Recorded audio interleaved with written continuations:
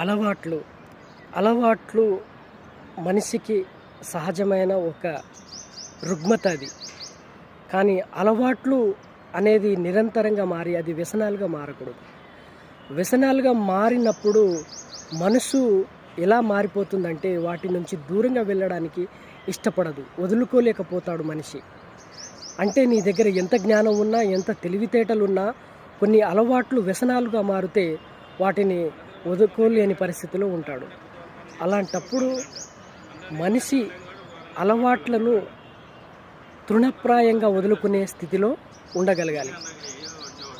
అలవాట్లు ఎలా ఉండాలంటే, ఈరోజు ఒక వస్తువు నా శరీరాన్ని కానీ నా మనసుని కానీ హాని కలిగించేలా ఉందనుకోండి, అది ఖచ్చితంగా మనం వదులుకోగలిగే స్థితిలో ఉండగాలి, మార్పు చేసుకోగలిగే స్థితిలో ఉండాలి. అలవాట్లు అవి వ్యసనాలుగా మారకుండా చూసుకోవాలి.